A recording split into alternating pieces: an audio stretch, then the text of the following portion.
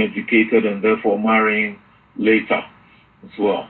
In Canada, for example, Professor Lisa Stroshine, who's a sociologist at the University of Alberta, has written that whereas in 1980, the average age to have a first child was under 25 years old, most Canadian women today become mothers.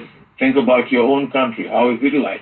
Maybe yourself compared with your mother, if you're a woman, for that matter. In some countries, such as Japan, Sweden, South Korea, negative population growth because there are many couples having no children. So even that is a shift we have to deal with. And I do remember a colleague telling me that the word uncle and aunt is getting in China because children are growing up. They don't have cousins, you know, like many of us had, having brothers and sisters with children, you know. I mean, our parents having brothers, multiple brothers and sisters. But China, for example, went through a period where it was one child per family. Those children now, who are their uncles, who are their aunties, you know. These are not easy, and they themselves who have continued, the family structure is changing. The sizes are changing. We also find that today's families include single-parent households and blended families, so-called, reflecting a broader range of family compositions than in the past. This partly is due to the increase in divorce and remarriage across many cultures, which affects the family structure as well as who is responsible for bringing up a child and even where. As a child may grow up as a product of two homes, would have grown in homes where we would have grown in homes where we didn't. And it may be for polygamous homes, you might say, oh, I had a half brother. Yes, but that was different. A child being brought into the marriage from a previous marriage, for that matter. Then also, in terms of husband and wife, or the parents of a child, today, there's a greater expectation that both parents will be involved in raising children, as well as managing household responsibilities. You know, yes, there's still challenges. Some men think, no, that's a woman's job. It's still there. But we're talking generally. The expectation is greater than that both parents will be involved in raising the children. Parents are also much more involved in their children's life now than parents typically were 40 years ago. You know, we're chatting with a couple not too long ago, and one of them, you know, come to think of it, they couldn't remember their father, for example, ever attending any of the extracurricular activities. Of question. Another said there was nothing like extracurricular activity, you know, relating to school for them. No. But today, what happens? You know, this phenomenon of parents being more involved has been termed an intensification of parenting. We're doing much more than our parents did. Attending school programs, you know, organizing children's participation in and being present for extracurricular activities such as sports, soccer practice, piano lessons. I was involved in sports teams. My father never came to watch any of my games, and I didn't think there was anything wrong. A child today, you can't do the same, you know. It would be frowned upon if a parent would just drop off a child and disappear, you know. Things like piano lessons, even organizing play dates. How many of us who are parents today had our parents organizing your play dates.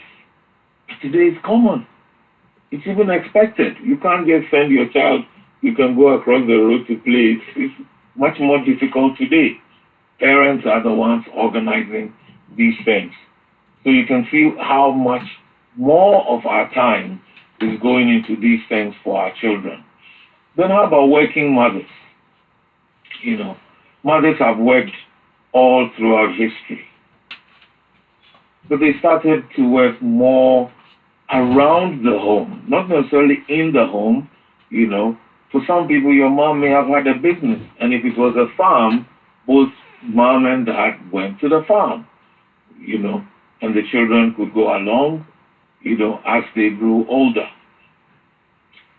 So it was, in the past, it was more common for mothers to be primarily responsible for child care, while fathers worked outside the home. More women are working full-time and away from home. And families are having to balance work and child care responsibility. I said families, not mothers, because as we said earlier, both fathers and mothers are now being more involved in. So as a result, there's less pressure being placed solely on mothers to raise children. But we have to add quickly, this can vary for households. Things like homework. I hear parents complain, oh, my child came home, he has to do a project. She has to do a project.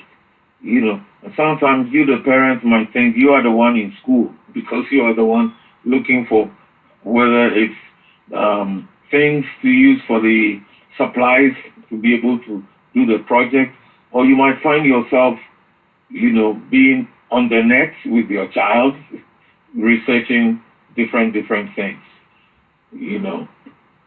So, yes, we might feel this pressure. And for parents to do this might be tougher. So compared to previous generations, yes, adults had their activities, children had their activities. Very different. So different cultural changes around us. Changing views on childhood, changing views on education, even the role of parents, all of these, you know, and especially when people live outside their countries of origin without immediate family or other cultural support, this can be tough to handle. How about financial pressures? Access to child care, whereas it could be a relative or maybe a mother who had become a grandma, being the one, you know, looking after children. Now, it's much more difficult given the context I'm saying with people living outside their countries of origin. Even within their own countries of origin, it may not be that easy because mother may not be retired, she might still be working. So having her watch your child might not be that easy. So what's happening? The economic factors coming into play, financial pressure. You have to get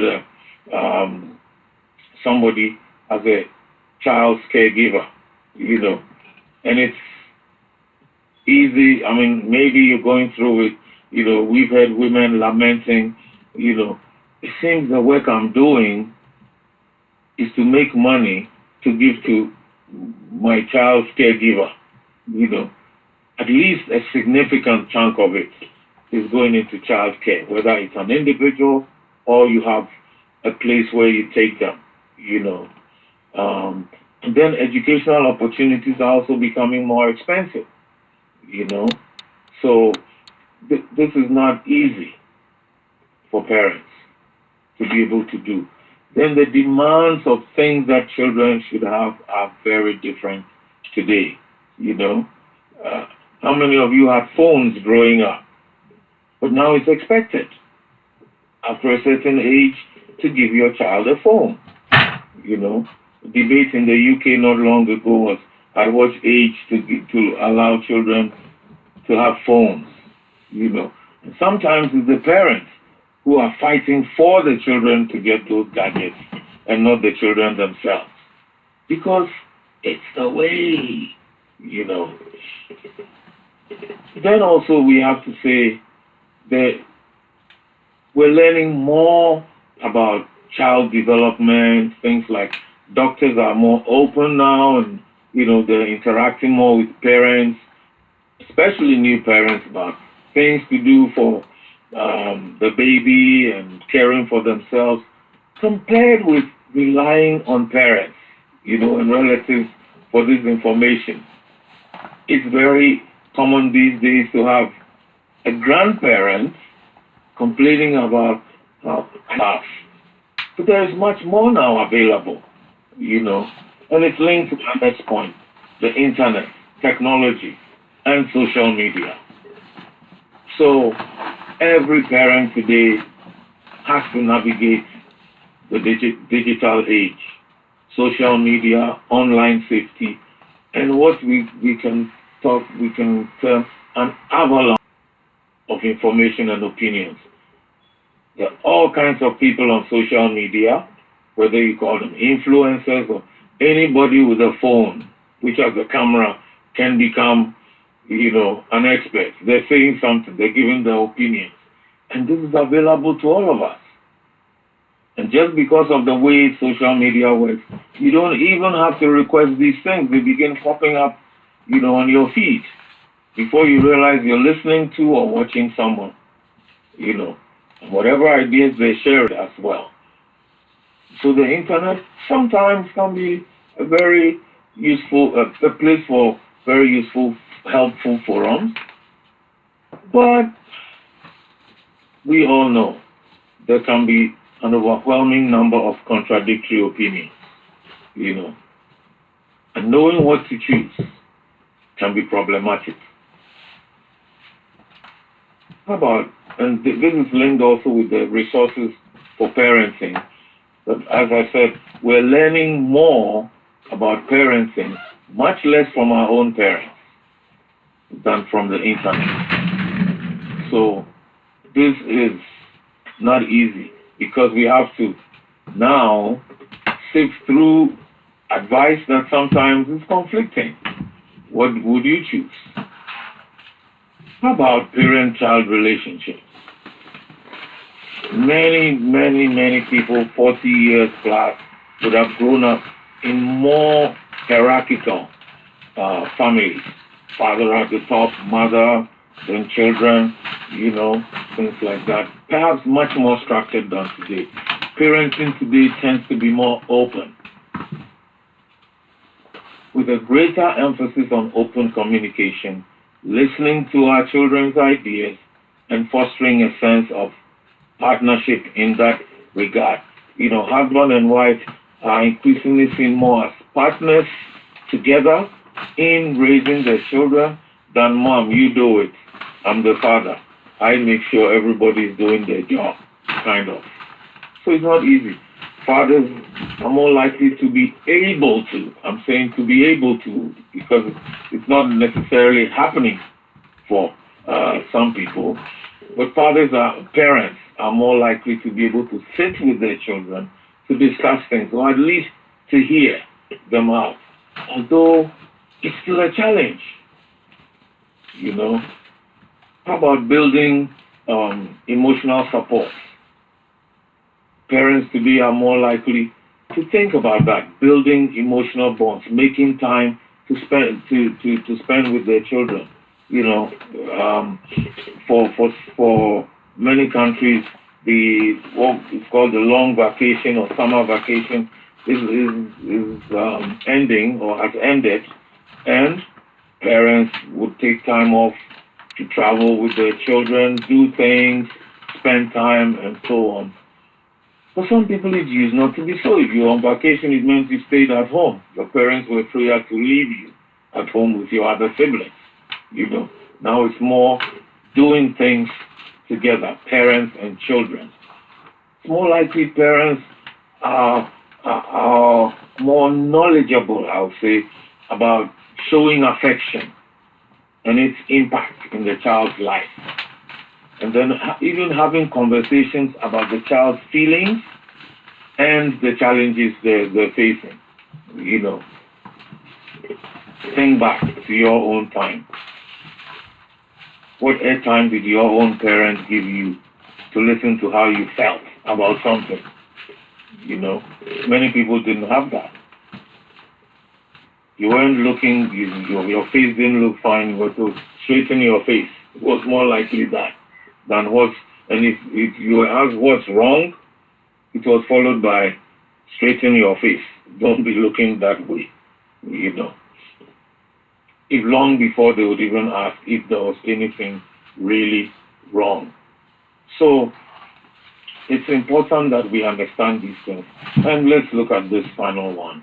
This is not an exhaustive list, but these are things that are happening today we have to all be aware of, because this is the context in which we are parenting. And then probably the toughest for parents who have been raised 40 plus years ago, maybe I'm going to say, maybe even 30, is to grapple with finding the right balance between allowing their children freedom and independence while providing structure and guidance. So overall, friends, parenting today is a reflection of the times in which we live. And what we often call the generation gap could be the failure of parents and children, both sides, to understand the reasons for the differences between the way they see the world and how they can relate better with each other. You know, often the generation gap is not just created, but is widened because parents on the one hand, children on the other hand, are engaged in, you don't do this, you should do that. Why instead of actually listening to each other? So let's see what we can do about these things. So let's crystallize all these. I think we kind of crystallize them into 6 major challenges that we face. 6 major challenges. What we gave was the context. The first major challenge in parenting is the work-life balance. With both parents working outside of the home environment, there is the stress brought about the need also for more involvement compared with little involvement that our parents have in our own lives, for that matter, on a day-to-day basis. The second major challenge is the absence of family support or assistance with childcare. Excuse me. With urbanization, with people moving cities and towns to work, and raising their families far away from where they themselves were raised, parents are finding themselves having to pay someone who's not a family member to help to raise their child. Whether it's in a creche or daycare, it's not. This is the reality for many parents. There's the absence of family support, whether it's a father's family, mother's family, same thing. And for some children, even having playmates close by can be a problem. Hence, play dates, arranging, and then you have to drive them there, or these are things we have to. The absence of family support can cause a lot of physical as well as emotional strain on parents as well as the children. The third major challenge we see is what we term the erosion of parental authority as a repository of knowledge. See, just think how you used to find out it was parents, if you're not your own parents, it was maybe an uncle or a teacher, maybe a relative who was learned, right, well educated, They're the places we listen, the people we listen to. But now compare with the avalanche of information accessible on the internet without parental help. This is not even the one with parental controls, but without parental help. Smartphones have multiplied the knowledge accessible to children as well as parents, you know. But when we say erosion of parental authority, think of the voices available to your children. That's what we mean. Whose voice will they listen to? When father doesn't even know how to use the phone or the laptop as well as they do. So these are things, the way they can even access information, parents might not know, or if they know, they can't be that fast. And so the voice of the parent as the knowledgeable voice, and therefore authority on knowledge, is being severely eroded. I can even say in my time, we could say my teacher knows so much, much more than my mother, much more than my father, when it comes to physics or some other subject. But today, it's going to be even at a lower age where your child will know you don't know everything. We used to say when children get to teenage, they begin to realize, oh, my parents don't know everything. No, now it doesn't even have to be teenage. Your 6-year-old might tell you, Daddy, you don't know something. Mommy, so didn't you know? They might mention something and you're wondering, what's that?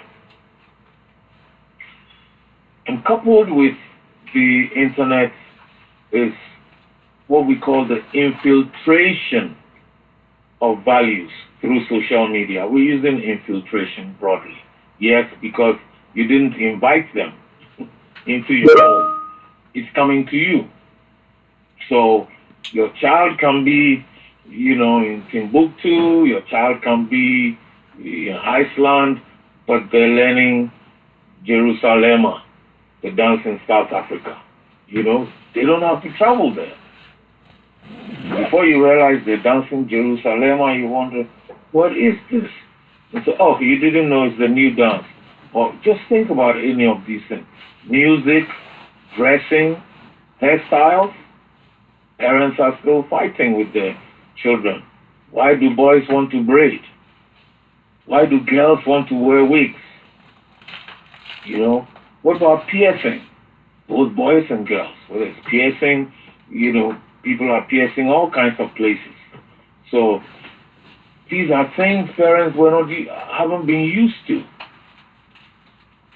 But their children can see them. They see in other children. What are they seeing on TikTok, Instagram? Parents may not even have these. And recently I was hearing about young people whose parents are of African descent. Well, guess what music they're now listening to more and more? Afrobeat. Previously, I would say maybe like 10 years ago, same young people, no, it's my parents who are from Africa, not me. I'm from, they mentioned the country in which they were born, for example, But now, they're beginning to identify more, some of them with their parents' countries of origin, because, yes, social media is bringing them closer. So there's some good. Social media is not all evil, But think also, values that are being brought because of increasing access to education, because they can go far away from you, much further than you may have gone, Not just in your country, but maybe you traveled to another country and you've had your children there, you stayed there. So your children can go even further. Or they can be inside your own home and be learning from all over the world. That's different, So issues like increasing opportunities in the workplace, Yes, and we haven't forgotten issues like gender identity. These are immediate for them. Whereas for parents, it took quite some time before these things, or changes, I'll say, came into their lives. Now it's almost instant. A song released in one part of the world can be listened to the same time it's released 10,000 miles away because of technology. So when we hear people who live outside their own country say, oh, in my country this will never happen, sometimes we tell them, maybe you should be checking with people back home. They might be dealing with exactly the same things your children are having to go through. And last but one challenge is this. There is a general questioning of long-standing traditional practices. It has to do with being exposed to more cultures and being able to ask more questions, as in the lives of the children, for that matter, or the experience of children. So things like funerals, naming ceremonies, initiation or puberty rites, marriage ceremonies, some of these things are being questioned by young people as a result of their exposure to other cultures and practices. We've heard, young women, for example, questioning why their parents are asking for a dowry from a young man.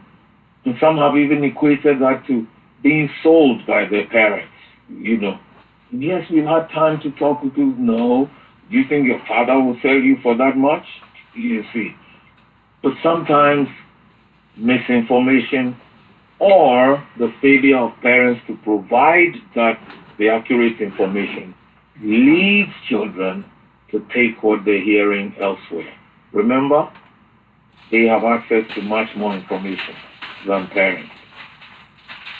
And also because parents themselves might be so far away from home and may not have learned it themselves, that becomes an issue.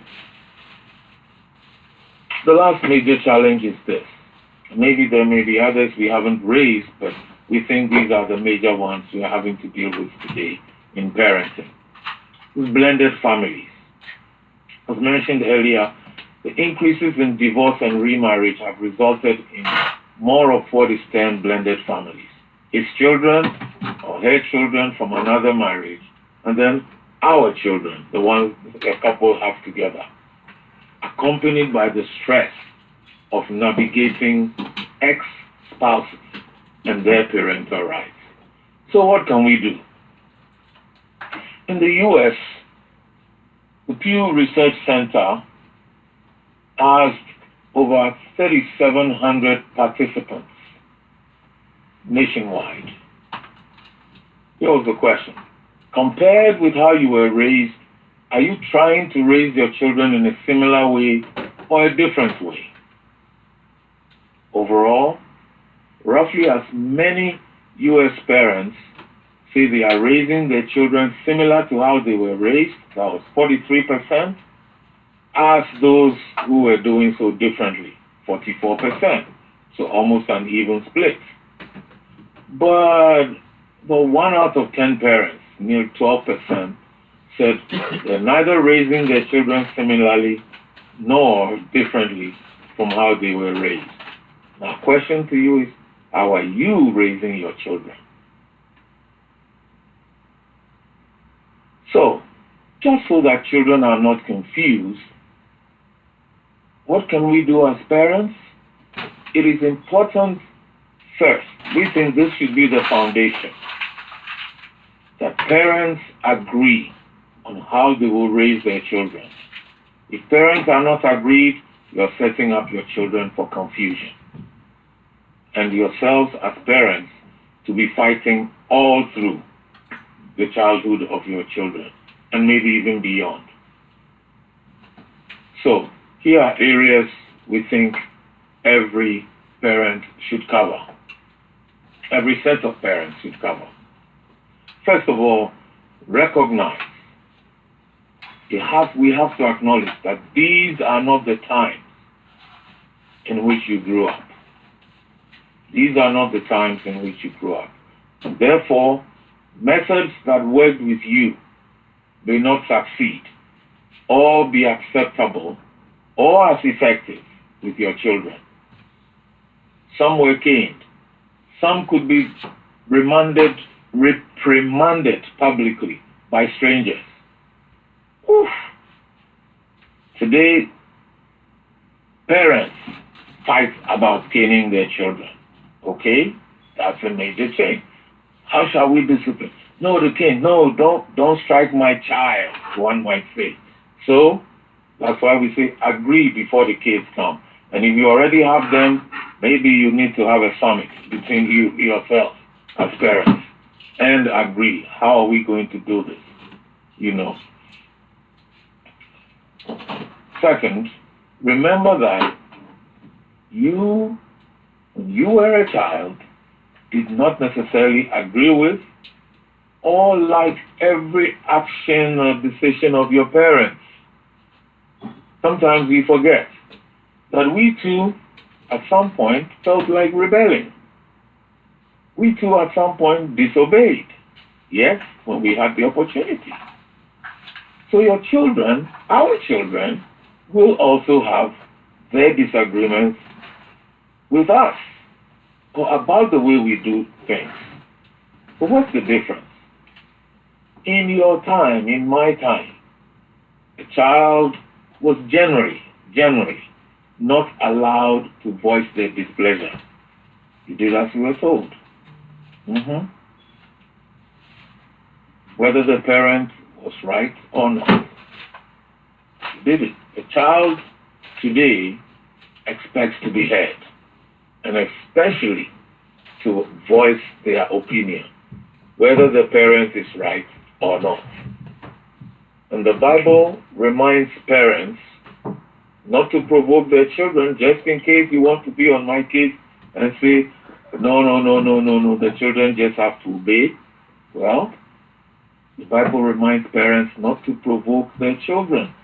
Ephesians 6:4. Yes, I do know the Bible says parents should obey their children, but the children should obey their parents. But it also reminds parents not to provoke their children to wrath. Ephesians chapter 6, verse 4. Ephesians chapter 6, verse 4. Fathers, do not provoke your children to anger by the way you treat them. Rather, bring them up with the discipline and instruction that comes from the Lord. Right. Amen. Okay. Third point of 5. Know that children today face many more influences outside the home or immediate cultural environment than their parents did. That's the reality of life today. Children are facing many more influences from outside the home or immediate cultural environments than their parents did, even when they are right in their bedrooms, in their parents' homes, because they got a smartphone. Maybe they even have a laptop. They can be talking with the rest of the world, and you would not know in your own home. This we need to be aware of. And with that comes, what protection will we provide as parents to counter issues like cyberbullying, bullying on the internet, or adoption of behavior that we might frown on, and even believing what they hear and see on social media? That brings something into play, which is our next point.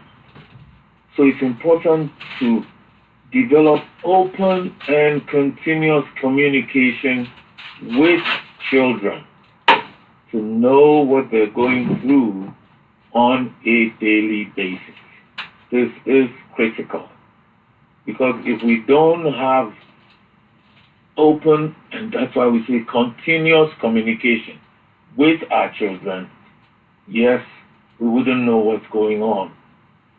Remember, they can have a whole life outside of us. Yes, they can. Because they can talk to anyone else on their phones, their laptops, whatever gizmos they have. And they don't have to talk with their parents. And that's why parents have to develop this open and continuous communication to know what they're going through on a daily basis, especially if they are under someone else's care. Whether it's a house help, whether they go to the creche, whether it's preschool or formal school.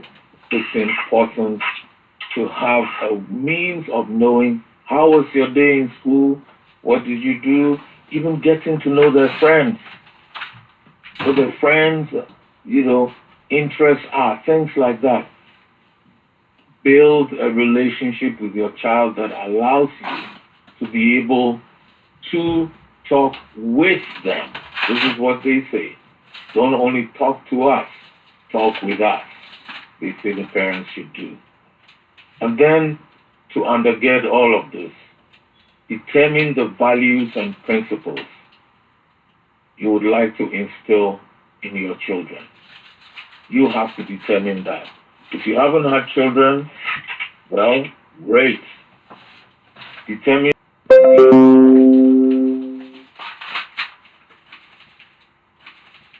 And as we talk with them, let's not only ask them to listen to us as a parent, let's also learn to listen to them as well. Don't be too quick to react to what they say, what we learn from them. In fact, the more we listen, the more we will learn.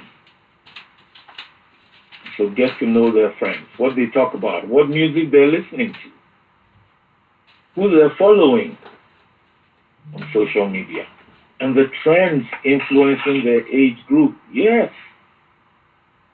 Because then you will understand why they want to wear certain clothes, even certain colors, why they want to go to certain places. So without getting to know and understand what our children are experiencing and why, parents may encounter more difficulties in getting their children to adopt principles and values that we seek to inculcate.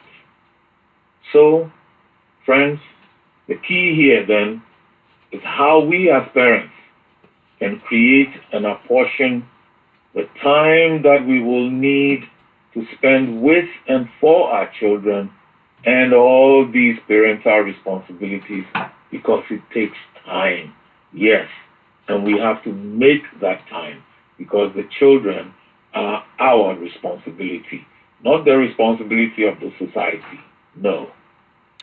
So whether as a single parent, a co-parent, or you are with your spouse in the same home, as a parent, you have to adapt about how to raise your child or your children today.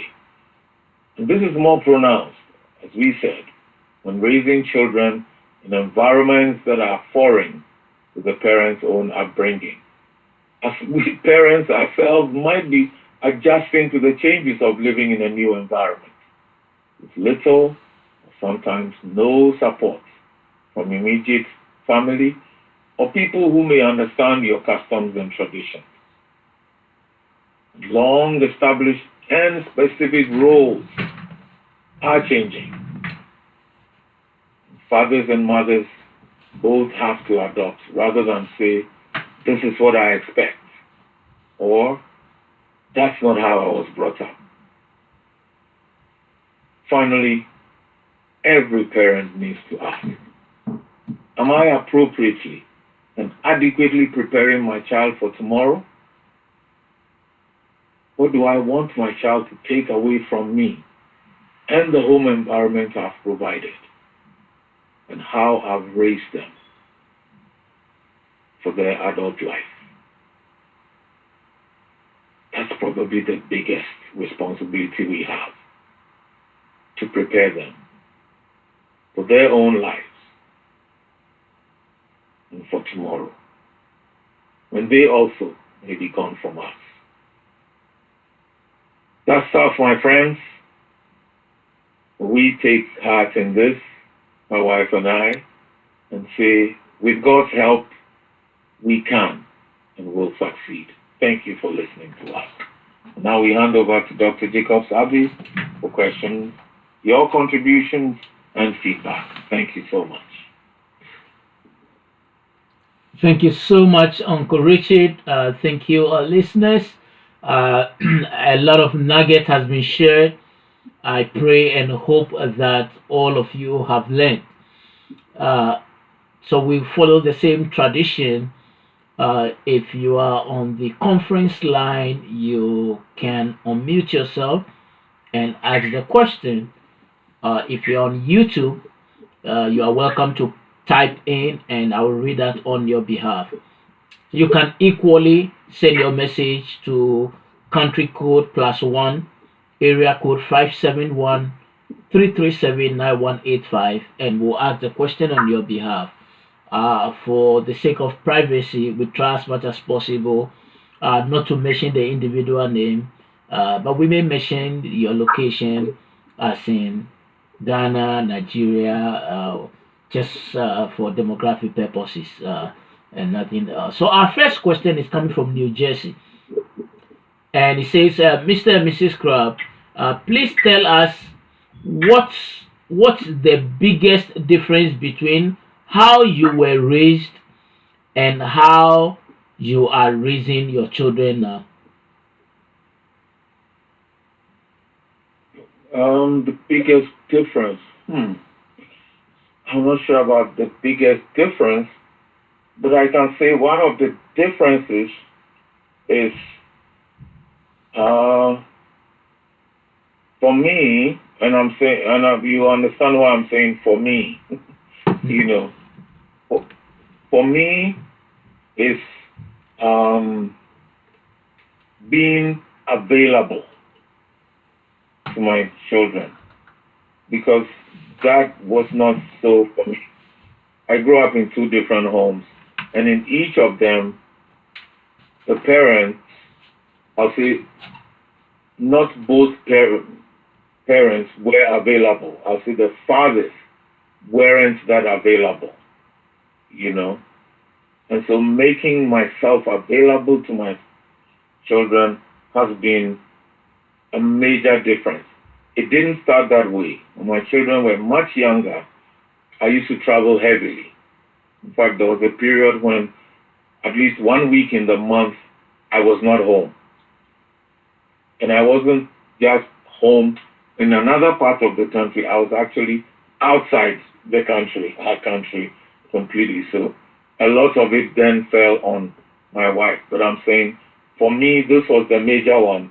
She also had some adjustments to make in terms of raising the children. And I had both, I would say I had both parents for that matter, yes. There are many differences. You know, for example, we didn't have internet when we were young, you know, so you don't find out anything from anywhere except from the encyclopedia.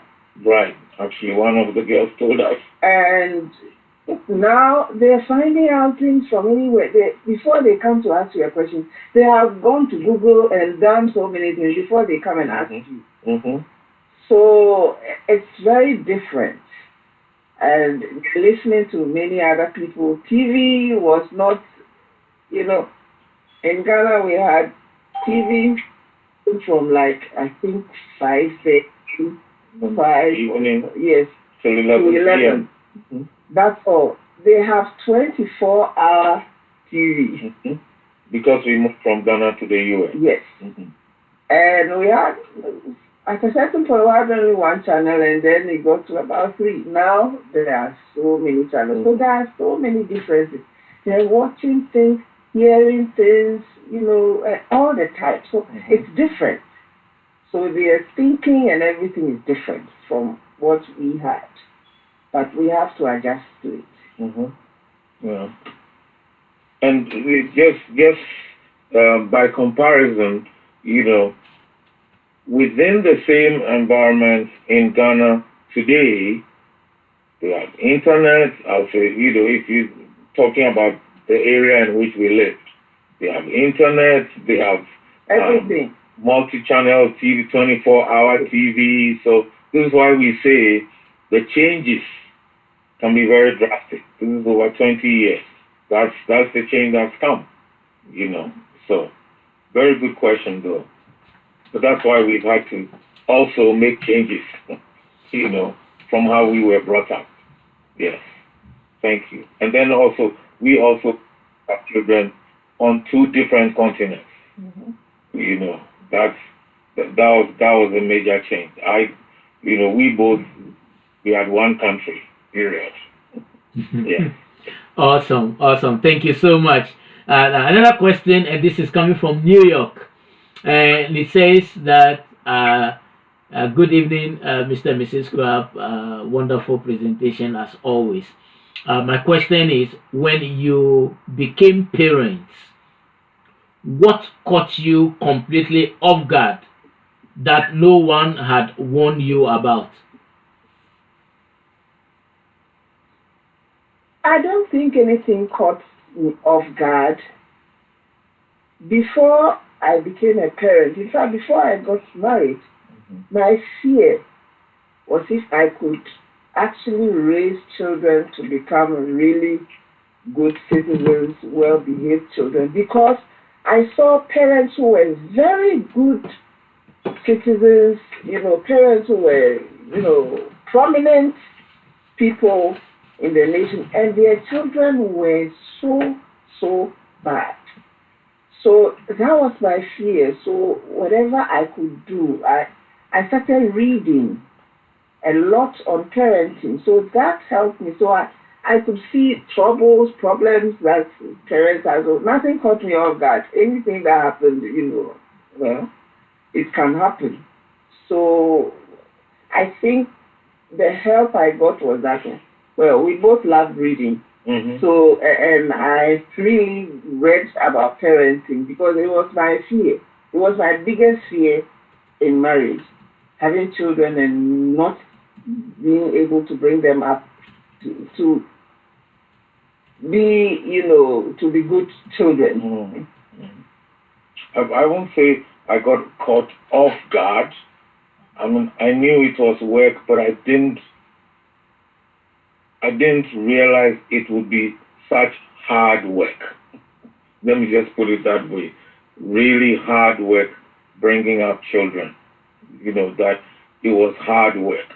Not just time consuming, but hard work. You couldn't sleep when you wanted, and they're totally dependent on you. You just have to make everything work. And even knowing that my parents did work hard and sacrifice, no, doing it was different from knowing about it. Thank you. Awesome. Thank you so much. Thank you so much for sharing that. Let's see the next question here.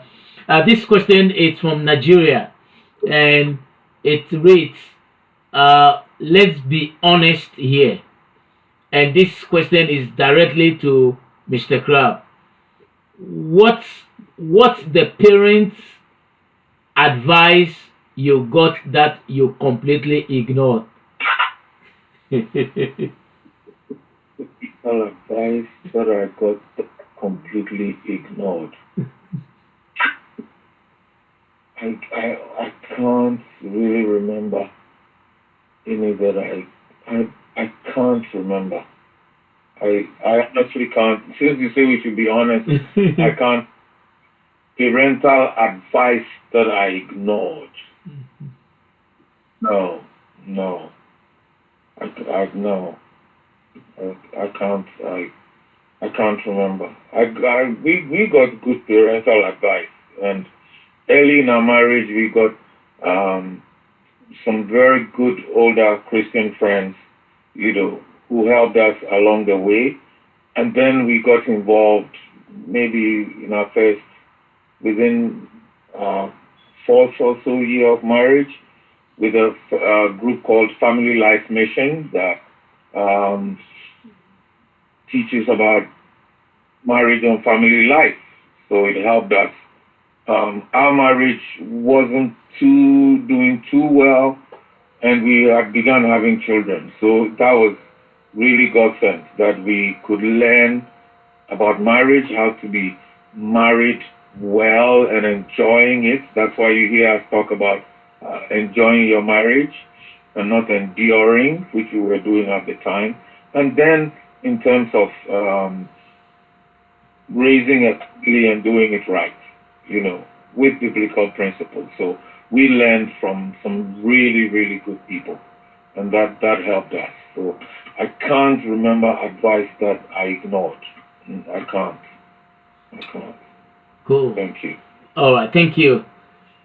All right, yeah, here is another question that popped in, and it says, I have adult children, and I have realized that parenting never stops, even when our children are adults. How do we stop our adult children from making wrong decisions now that they are in our home and under our care? Question number 2, how do we make them see they are going wayward and bring them back to the right track? From Ohio. So you have to repeat number 2 after we've done number 1. Sure. So you go. Parenting, yes. Parenting never stops. That was one of the first things someone told me. We had our baby, our first child. The very first day we went to church with that baby, so weeks old, we went to church with the baby. One lady told me, so welcome to the club.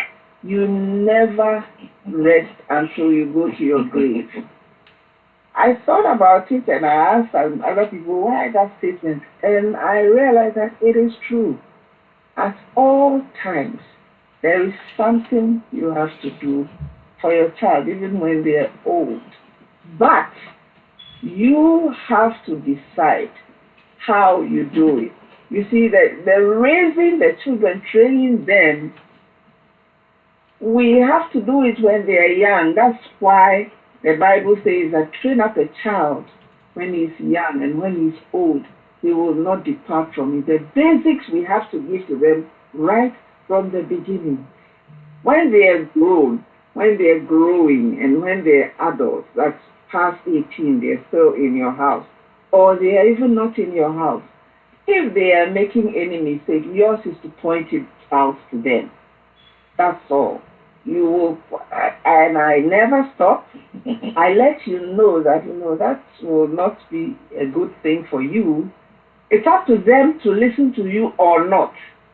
But with prayer, when you add prayer to all, you ask God to give you wisdom to know how to talk to them to understand. One of the things my children come back, there's money, you were right. It always comes, So I said something. And sometimes maybe I even forgot what I said. And then they will come, Mommy, you were right. Because I told them about something. That this is not going to be good for you. It's not right. So yours is to, don't keep quiet. Say it. But it's up to them to take it or not. It is not your strength. You are praying also. When you go into your room, you pray. Ask God to give them wisdom. So you voice it out anyway. Not in, a disrespectful way. You don't talk down to them, but you let them know that, this thing is not going to be good for you. It's not right. That's what you have to do. Dr. Sam, is the second one about how do we make them see or... Yeah. Yes, the second one says, how do we make them see they are going wayward and bring them back to the right track? That's all I said. All you can do is to let them know this is not good. Mm-hmm. And pray that they will turn around. There are basic things that when you are in my house, then we will draw a certain line. If you don't want to be in my house, you can. You are an adult. You can go. But when you live in my house, then we will do some things the way that we do it, which I don't think is a problem to anybody. For example, you are in my house. In my house, we wake up and pray. We have devotion at 6:30. So if you decide to watch TV the whole night, Binge watch. till 5 a.m., you better not sleep, and you better not sleep at devotion. When we are done, go and sleep your sleep. I will not allow you that because you were Binge watching or through the night, Singapore. it's okay. I will not allow you not to come to devotion. And if we are going to church, we are all going. Nobody is staying home. Nobody is giving any excuse. Those are things that it's not negotiable. So they know. So little things, if something needs to be done, it is done. If I want something done in the kitchen and I tell you, you are not doing it on your terms. This is what we need right now, and we need to do it right now. You can give me an excuse and ask that, oh, can I do it in 30 minutes? Those ones are negotiable. But things like, I'll do it tomorrow, no. This is what we want. We are here, so we are all helping each other. So there are things like that. So we are not quarreling about it, but everybody knows my stand. So these are the things. So I would like to add, what not to do. Even the way the question is couched is, how can we make them do it? They are adults now. They may be living in your house. They are adults also. We don't treat them like year-olds if we're seeing them as adults. Do not threaten. Do not. That one we say, do not threaten. And then, if you want to give them an ultimatum, which is a kind of threat, make sure you will carry it out. Otherwise, don't give them one at all. Because the moment you issue an ultimatum and you don't carry it out, you lose authority and you lose respect also. So keep that in mind. So, on the other hand, it's not making them do, but what we learn to do ourselves, and what we encourage other parents to do is, remember one point we made earlier was develop open and continuous communication. So it's not just talking to the child, do this, don't do that. But then that's when we ask the why question. Why are you doing this? Why don't you do that? And listen to what they'll say. Because in the answer, we will understand why they're doing it. Because the answer is, I don't know. The answer shouldn't be, I don't know, or because I want to. Because why do you want to? That's the next question then. I need to know. And it can help. I'm not saying it always does, but it can help to point out the potential consequences of their actions or inactions. It helps to do that.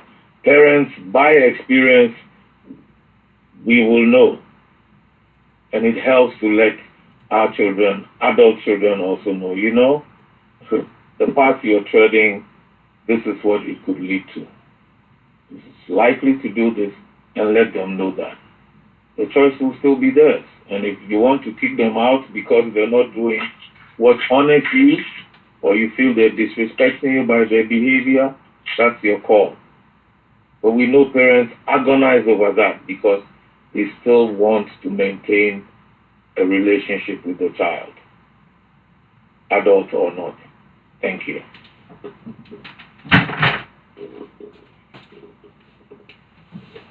Thank you so much, Uncle Richard. Thank you, Auntie Vivian, for sharing those perspectives.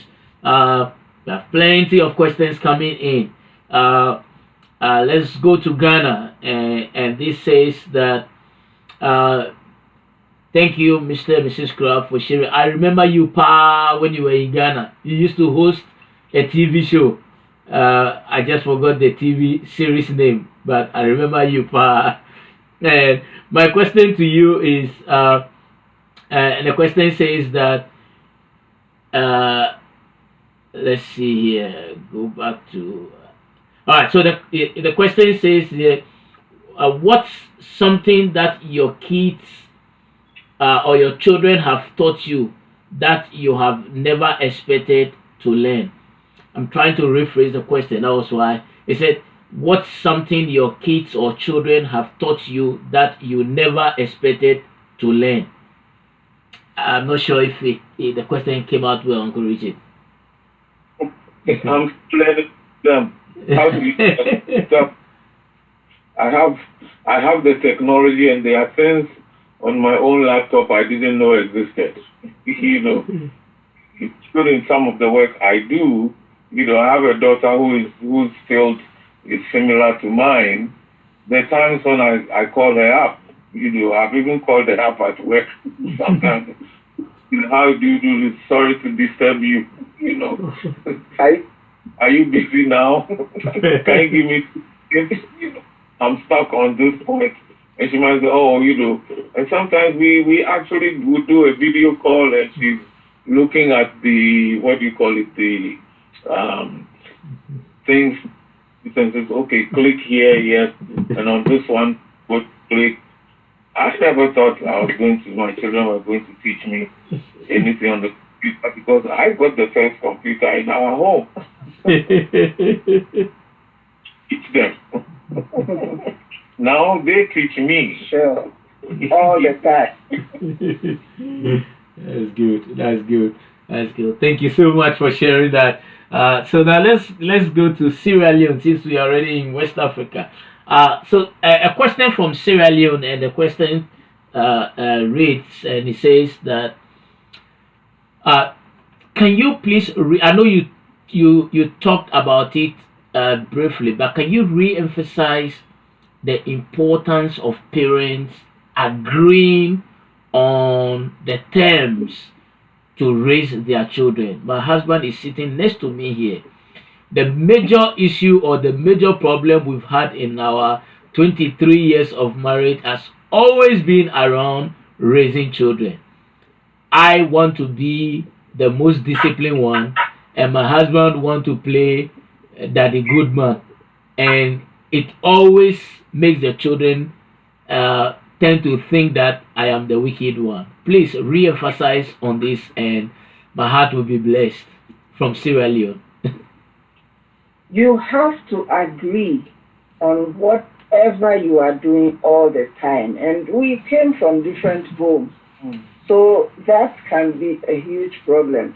I came from a very strict home. We were stuck.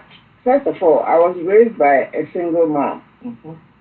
And my mom brought up 6 girls. We all turned out fine. We were spanked, you know, we did things differently. My mom shouted, you know, every time she asked the children, you were yelling. She yelled. But my husband came from an open home where they were raised with reasoning. They were never spanked. So that is a major difference. He didn't believe in spanking. I believed in spanking. That was something else. We had to talk about it. We had to come to so many agreements. The thing is that if your children don't see you as one, they will play you against each other. But when they realize that you are one, they will toe the line. So we have to do this, you know, in chambers. Talk about it, discuss. That's our differences we talked about. We talked about our differences. And agree. Yes, that's sure.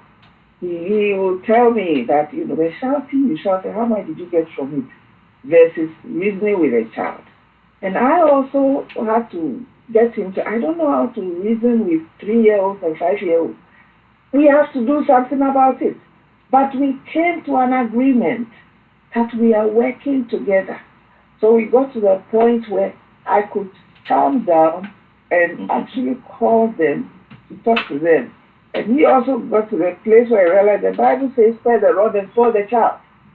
So this one, take the cane and do the spanking. And the girls remind us, I don't even remember, but they said one day he was actually trying to spank one of them. I said, what are you doing? I got the tail from him. He said, that's not how you spank. But we worked it together. They know we have to be in agreement. So they know that you are both agreed. Well, that's one thing. If children know you are not agreed, you go against each other. They will play you against each other.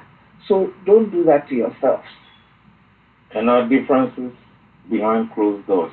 Yes. Before we get to the differences, what we say is when one person is, and usually this comes to a head around discipline and permissions and things like that. See, whoever is taking the decision, the other person doesn't counter it. Yeah. You know, we'll go with it, but then we're going to talk about it behind closed doors and say, you know, it wasn't right for you to have done it. This is what, you know, I would do. And we remember our children, you know, at some point, one person will go to the mother, say, Mommy, I want to go to my friend's house. Mother, and usually they'll do that when you are busy.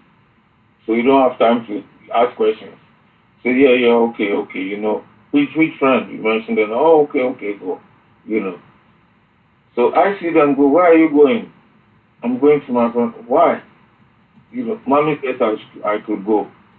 You know, what we realized was one of us might say, okay, nobody is going out this weekend because they've done something wrong. They're getting, you know, the discipline for that. But the other, you know, one, if I said it and their mom doesn't know, well, she wouldn't know to enforce it. So guess what they will do? They don't think I've told their mom, they'll go to their mom. If she said something and they don't think I know yet, they'll come to me. And we had a hilarious time once, and one of the girls, she was about, 8 years old, 7, she came to ask me about going across the road to a friend's house, and I said... Because we started doing, when they come to ask me something, did you ask your dad? What did he say? And when they asked him, he said, did you ask your mom? What did she say? So she came to ask me, I'm going to my friend, I said, what did your mom say? Daddy, never mind, you are the head of the house, what you say is final. At that age, she already had it worked out, you know? So even when we are together on issues, they will still try to push the boundaries, you know, and we need to be careful. And usually the disagreements come when one person thinks their upbringing was better than the other, you know. But you have to remember that bringing up your children exactly like you were could be difficult in the environment in which you live. So keep that in mind also as you navigate between each other, as you work together. As much as possible, be on the same page or wavelength, as the saying goes. Thank you. Thank you so much. Thank you, Uncle Richard. Thank you, Auntie Vivian. So another question, this is coming from YouTube, and it says that, and this is coming from Michigan, and it says that yes, children can live in their parents, outside their parent, but how do you get a child who is naturally quiet to express themselves?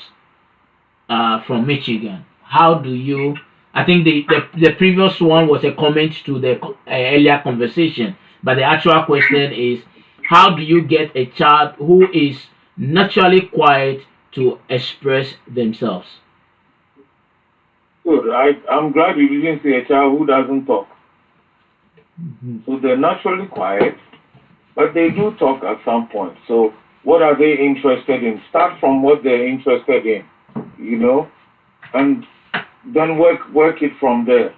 And for some children, they may do better one-on-one than talking together. It might be that they're developing their social skills slower than other children also. But with a child like that, it might mean you spending more time with them than the other children. Again, that's the demand on time, just so that you can get them to be more expressive. So start from what they're interested in, and then ask open-ended questions. You know, like we said, you know, you might say, how was school? They will give you one word answer, okay. So, as parents, we learn to ask, what was okay about school? Or they came and said, I was bored. What was boring? What was made boring? it boring? What made it boring? Ask what we call open-ended questions. You know, because if they don't want to engage, they will put you off by the, as we say, monosyllabic answers. So as parents, we have to go beyond those to get them to be more expressive. But yes, it will take more time, but ask more open-ended questions.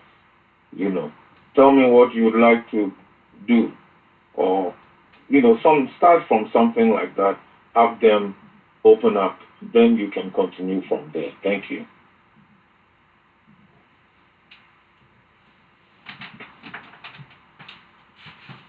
Thank you so much. Thank you so much, Uncle Richard. Another follow-up question. This is also from YouTube, and it says that as a youth worker working with young adults, how does one approach the issue of males and females wearing earrings and nose rings when it has been addressed several times but seems to fall on deaf ears? I'm not sure whether the person is a youth worker, but again, here's the thing. We always love to ask the why question, because the younger generation are the people who taught us how to ask why, because they would ask why. You say do this and they say why. So we also learn to ask why, because they forced us to go beyond, go and do what I say, stop asking me questions, you know, because that's how we grew up. But you dare not ask your parents why in my time, you see. So we learned to ask them why. Why do you do this? So it wasn't a matter of, oh, I want to do that, you know. So if a young man tells me, oh, I'm piercing my nose because it's my body, I would say, well, would you smoke? So no, it's bad for my body. And I said, well, have you considered that this could also be bad for your body? And, you know, I think parents, sometimes we get hung on, it's wrong, you know, and your child might ask you, what's wrong about it? Which answer you don't have, except to say, we don't do that in my country. Well, this is my country, your child might tell you, because they're in another country or they were born in another country. That's a no-win, you know, conversation. So more we ask, well, tell me why you want to do this. What does it mean to you? And listen to what they're going to say, because it gives pointers, you know. I heard a young man say he wanted to braid his hair because he wanted to go to the NBA. And I asked him, who's your favorite player? When he mentioned it, I said, your favorite player doesn't have braids. So what's your problem? So why do you want to do this? So, you know, braids. Before long, he realized that he really didn't have a good reason. Other than, oh, you know, it's nice. Well, it's nice to do all kinds of things, but what's the meaning to you? You know, and I think we need to go beyond, oh, men in our culture, where we come from, men don't do this. You come from there, is your child from there too? even if you have child there, and especially when you're living somewhere. And this is the mistake sometimes we parents make. We think that because we might be living in another country, children in our country are not doing the same thing. Well, okay, I got news for you. It's happening where you came from. Parents are having to deal with the same thing. I had a similar conversation with a friend in my own country who says that the young people in church were discussing these same things, and they were asking their parents, what's wrong? Give me a Bible verse that says it's wrong for me to have a tattoo or to be able to, do this or do that to my body. And it's not is there a Bible verse? But we like to go, why do you want to do this? What does it mean to you? And in that, there is a lot we will learn. Is it that they want to do it because it's the fashion? Is it that they want to do it because it makes them belong? Belong to what? And often we don't have here's the word again, time to talk. And we find it easier to give a command or threaten, much like our parents did to us. But guess what? This is not our parents' home. And this is not the same context in which we grew up. Just as we said before. Thank you. And we need to let them know at all times that every decision you make, your outward appearance tells a story about you when anybody sees you. And everything you do has its consequences. So when the things happen, you will understand. When, somebody talks to you in a certain way, and for some young people, we help them say that, do you know why these people talk to you like this? This is appearance we are seeing. This is what they're reading into your appearance. That's why they will do that to you. That's why they will treat you this way. So you have to be careful how you put yourself out there for people to see. Thank you. Thank you so much, Uncle Richard. Thank you, Auntie Vivian. Another questions here. It said there are emerging parenting styles. A very popular one is gentle parenting. Proverbs 13:24 says, talk about sparing the rod and spoiling the child. Is gentle parenting biblical?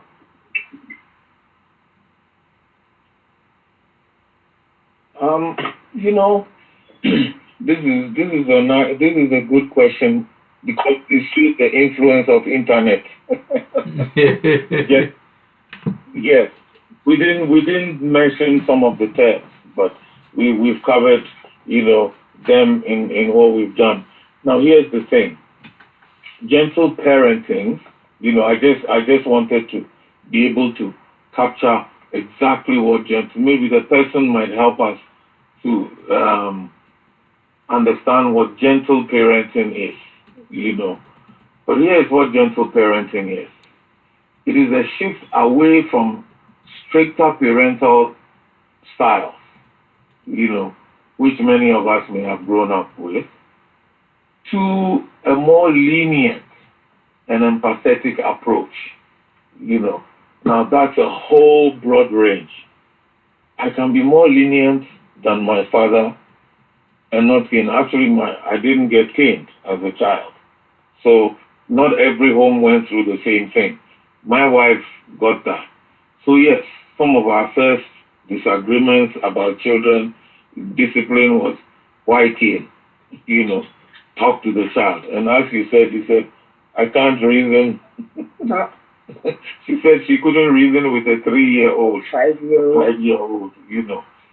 So gentle parenting, simply, if you want to take the simplest aspect of it, is being more lenient and more empathetic rather than being more directive in terms of do this because I said so, and or you do this bang, you get a hit, or a knock, and look for other approaches of dealing with it. For example, you can discipline a child in many different ways other than the cane.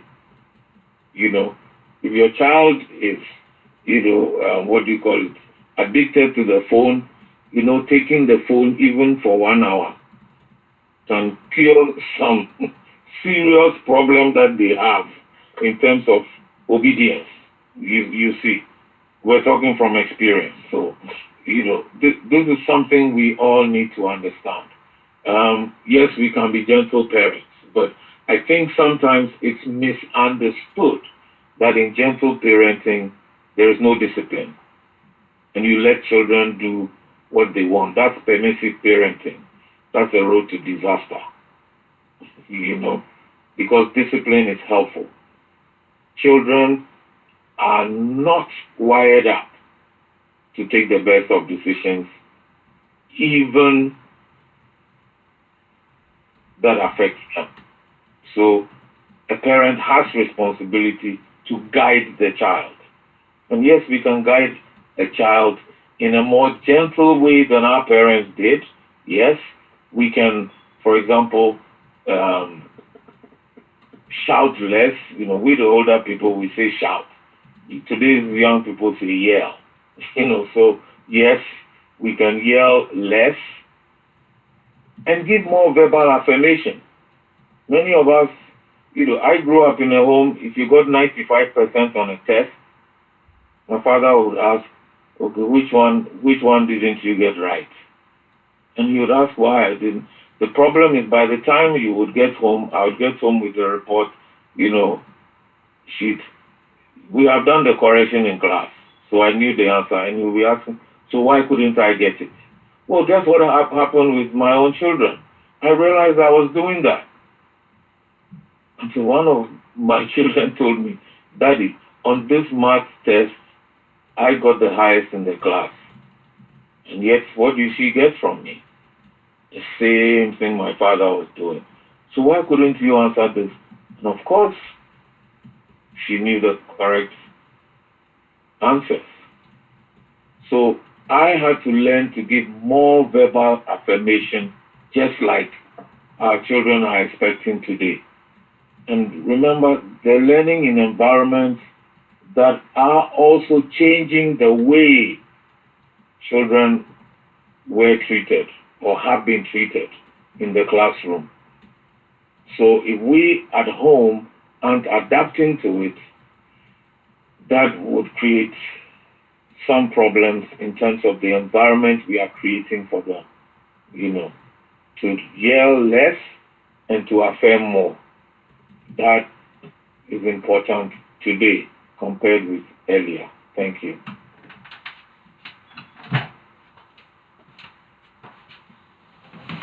Thank you so much, Uncle Richard. Thank you so much, Auntie Vivian. So we take a pause here just to announce again, in case you are on YouTube, you can put your questions there and we will ask that on your behalf. And if you are on the line, you can unmute yourself and ask the question directly. Again, you are welcome to send a text or WhatsApp message, country code +1, area code 571-337-9185, and we will definitely read that on your behalf as well. So a couple of questions have come in as well, and let's go to them. And this is more, or I believe we've addressed this a few times, but just for the sake of a listener sent it, I'll read it anyway. And it said, let's talk a little about screen time. How do you handle the whole but all my friends have a phone conversation? Uncle Richard, I don't know if you get it. Say, let's talk about screen time, about screens. How do you handle the whole, then into parentheses, it says, but all my friends have phones conversation.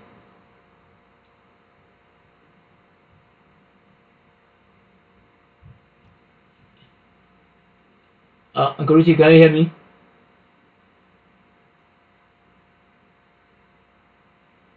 Hello? Hello? Oh, can you hear me?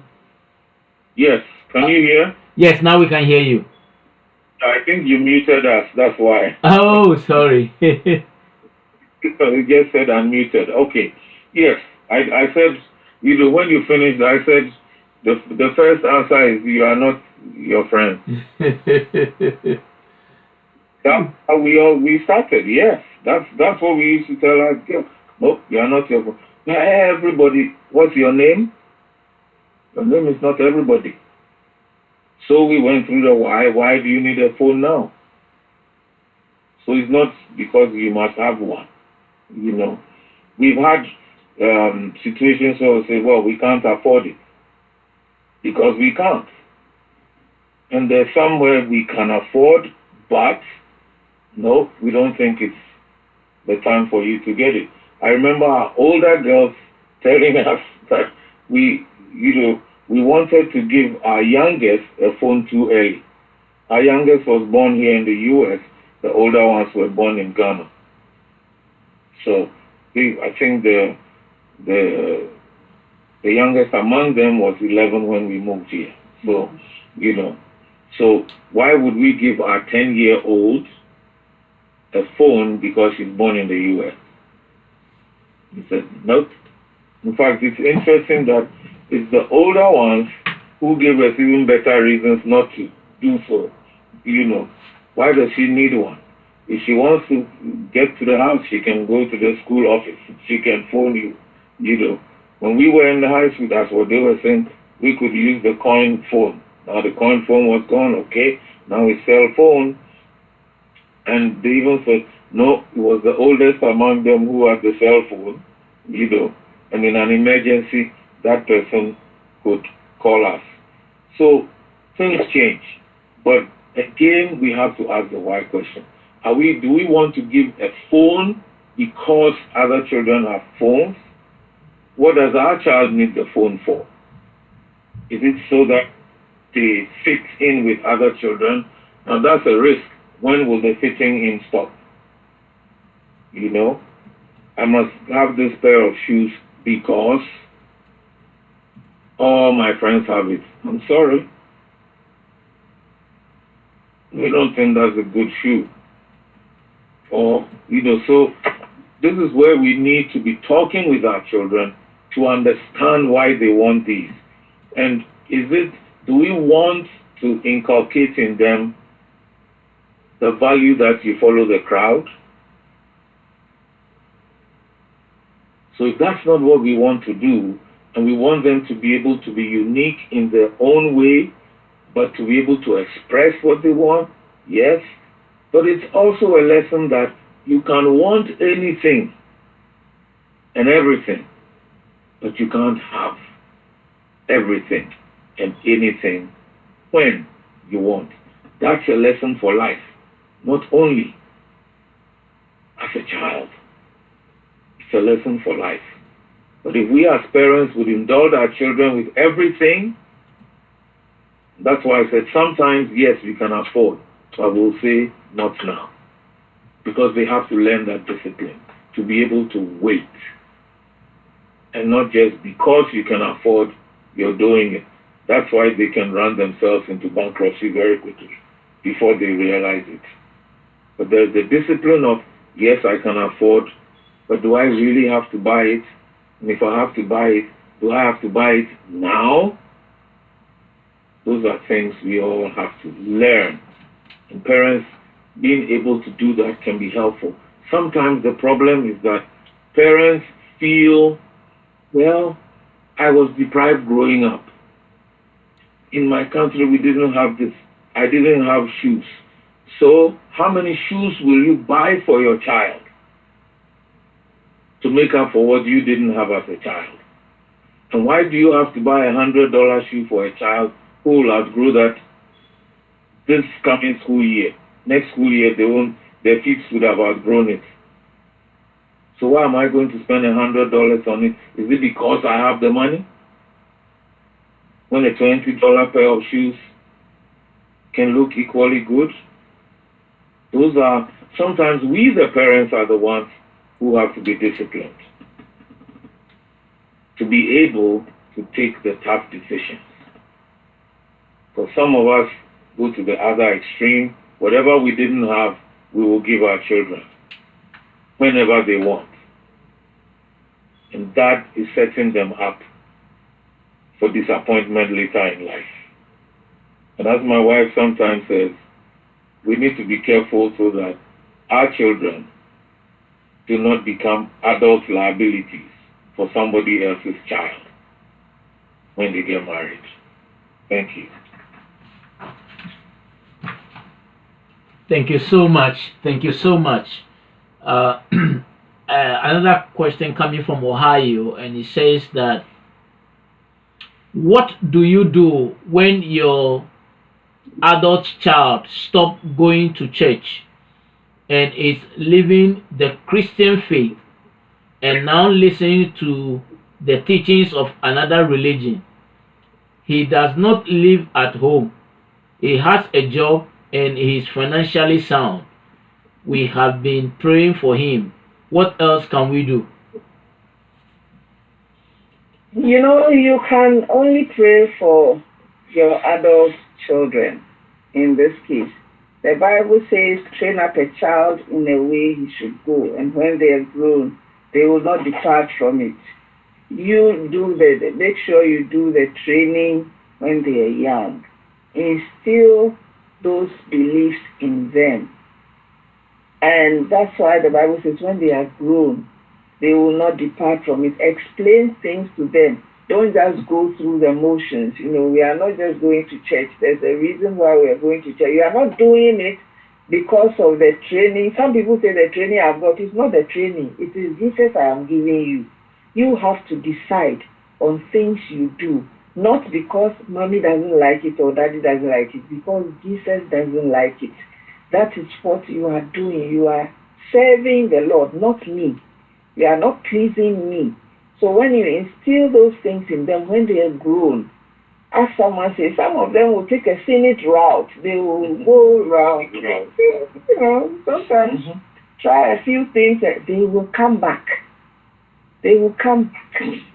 I was talking to a gentleman just this past week, and he was telling me that, all the things I'm saying, they are very right. He was a Christian. He was brought up as a Christian, but when he grew up, when he was in university, he became an atheist. And, now he sees that all the things that, he was believing, it is nonsense. Because he started weighing all the things that those people he started following were saying. He realized that, there was no sense in some of them.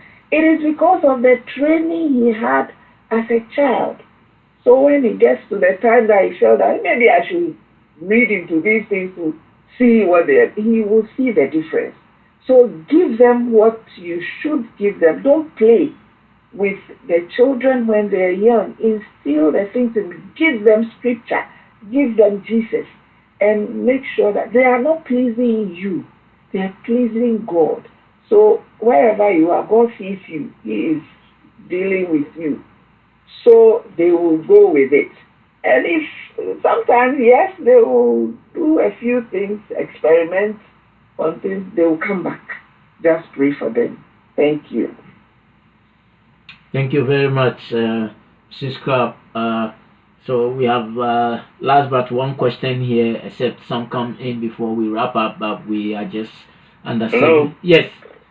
Oh, yes, I was saying that we have last but one question, except that if any other question comes in, we'll read that. We just under 6 minutes to wrap up. So the question here is this, and it says that, so Mr. and Mrs. Crab, from your perspective, when do you think it is right time to bring a professional, to seek for a professional help in raising children? When you can't do it, that as with anything, you try, you can't do it, get the professional. You can't change the oil in your car. That's why you send it to the mechanic to do it for you. If you could, you wouldn't take it there. So it's important for us to recognize our own limitations. Rather than I'm using the word carefully, rather than force through our way of wanting things to happen. If you've tried something, it's not working with your child, you've maybe sought help from other people who may have children, your children's age, and it's not really working, why don't you talk to a professional? Your goal is to provide, remember, parenting involves providing the right environment in which to raise that child. It is important, And remember, it involves even adjusting to the changing needs of a child. Sometimes it's a professional who can tell us, oh, this is what I see. And I think with a child like this, you need to do X, Y, and Z. So it's important. Once you realize, I've tried, it's not working. Yes, you may be praying, but seek the help also, because that's how we can really ensure that we have done everything. We've taken the actions which will ensure that they have the appropriate development that they need. Thank you. Thank you, Uncle Richard. And the question we have here says that many a times, I'm sure you and Mrs. Crab may have heard it, that pastors' children always grow up wayward. What do you think is the case? I've known few pastors whose children you can't write anything about them. Maybe the person is trying to say that they've gone wayward. But what do you think is the issue? Is it that they are so busy doing the God's work that they don't have time to take care of the responsibilities God has given them in their own home? You have answered part of the question. Yes, one of the reasons is that pastor is very busy attending to all other people, so they forget to see to their children. And, that's the main thing that happens.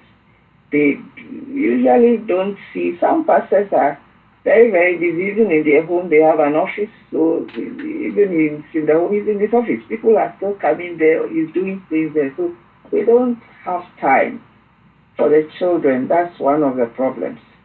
Apart from that, it is also an attack on anybody who is doing Christian work. The devil is coming against your children to torment you. So you have to pray for them all the time.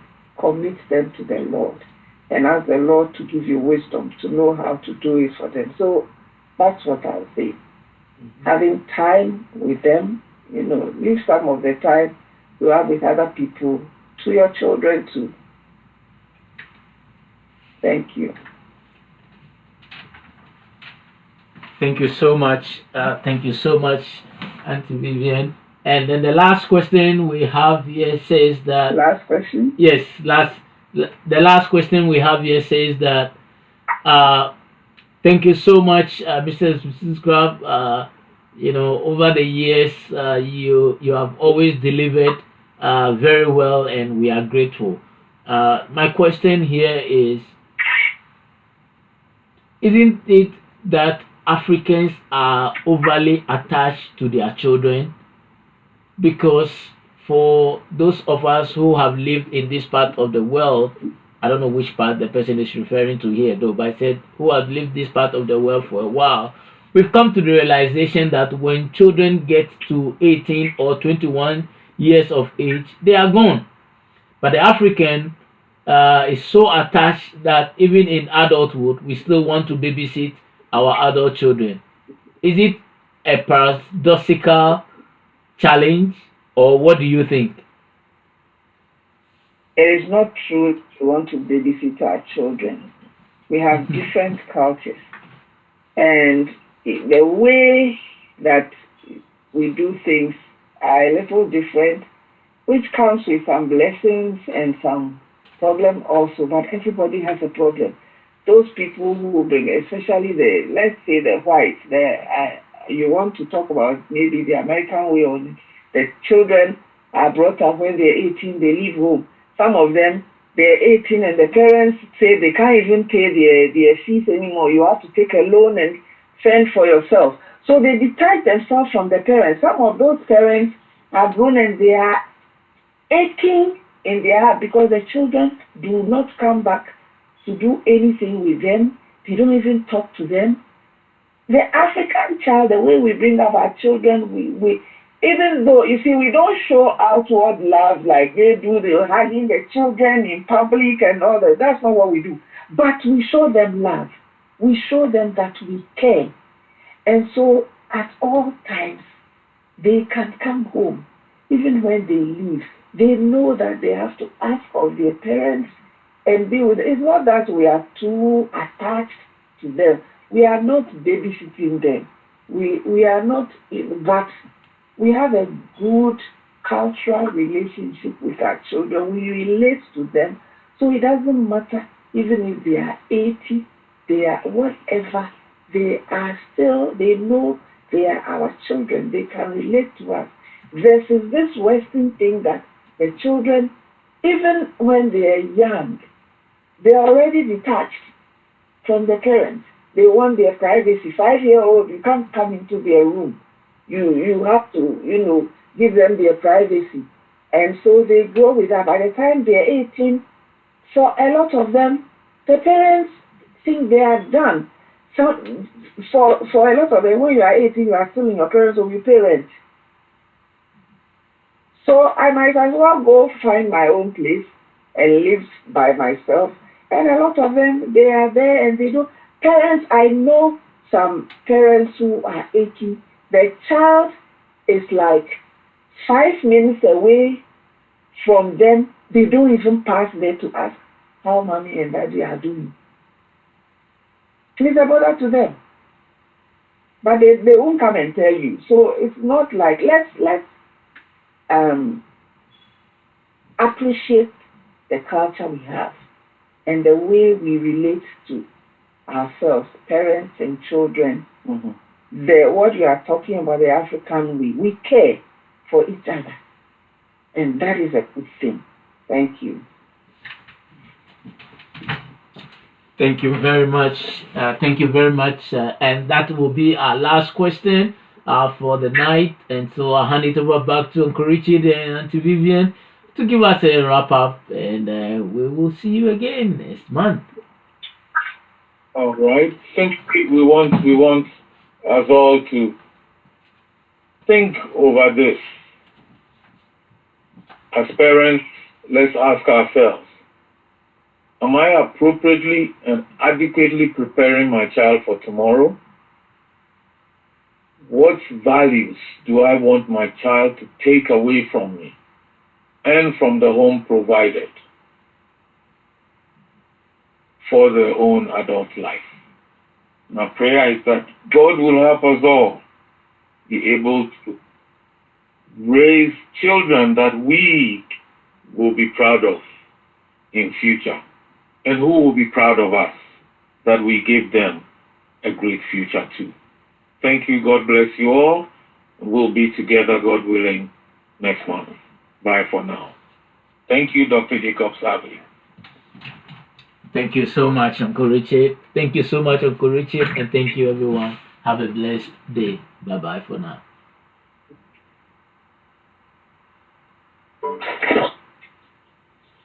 Goodbye.